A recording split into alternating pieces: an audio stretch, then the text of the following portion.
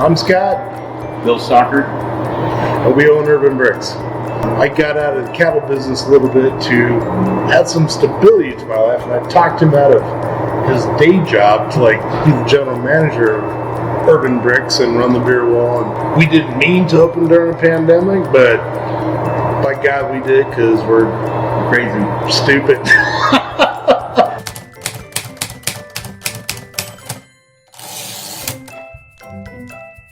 You know, the thing that the customers, I think, really like is not having to wait for a waitress to come back and refill their beer.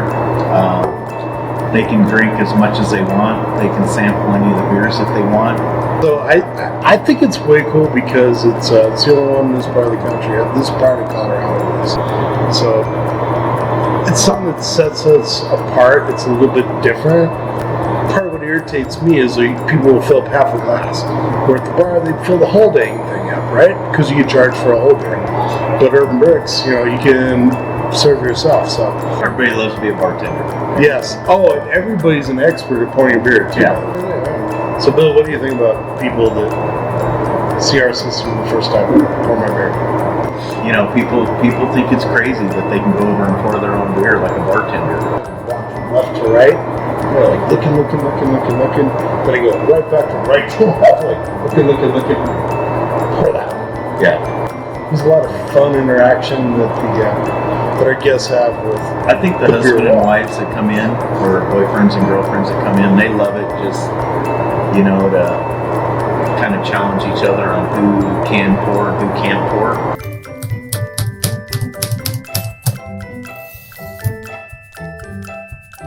I would say number one is probably waste. If you work in a regular bar, and most bartenders have a tough time pouring beer, and they literally just keep pouring foam out. So if it's foamy, they're paying for it, and they're going to come talk to us, and they want to make sure that they're not wasting their money because they're paying for it. We want to teach them not to pour foam, and I think on a regular tap system, I would say they're pouring a ton of foam, because we've seen a lot of bartenders come in here and they just keep pouring foam until that thing is all the way to the top with beer, and you're like, that's money down the drain.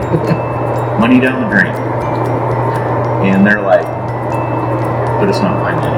I would say number two is kind of knowing where your inventory is at.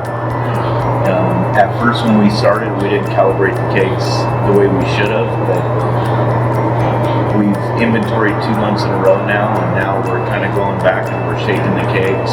We're making sure that the kegs are where they are. So seeing the inventory, and if they're set right, we kind of see what inventory we have on hand, and we're carrying a lot less inventory. Probably I want to say we're carrying about $2,000 in inventory less now than when we rolled the dice. It's like, I think we need that, but we don't really need it. Labor. I mean, how much is labor in the state of Colorado? Well, there's no $32 an hour. With tips, you're looking at $18, $19 an hour. So labor, I think, is a huge thing when this thing is rocking and rolling. You're probably getting rid of 2 or 3 employees that could be pouring that much beer. So labor, I think, is a huge thing.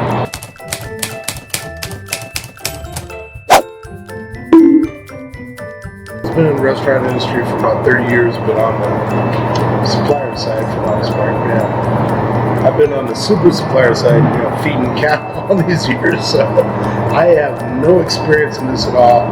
We had a great concept what we wanted to do, but outside of that, you need experts in their field that know how to set you up. I researched the heck out of self-pour systems. I went through all of them, every single one of them. And I committed to one of them before the PourMyBeer, actually. So I will say, of all the technical vendors that I've worked with, from my POS system to the beer wall, PourMyBeer has definitely been the most responsive, most helpful, most relatable, most, I would say, family-like. So through the COVID, it's been really, really tough, and they knew that. And there was a point in time where we had to shut down, and they worked with us on that. In other words, not charging us and working with us, helping us to get started up again. So I really appreciate that because that wasn't the same with every single vendor. So that was really, really helpful. Also, too, I thought the rates were very reasonable. I'm in my 50s. I don't do well with electronics, especially when it comes to talking to somebody through a chat. I hate chats. And I picked up the phone and no, I didn't get a chat. They called me back and they said, shut down the system, refire it, and we were up and going, in 15 minutes. Our next location, we're definitely going to be doing PourMyBeer with us.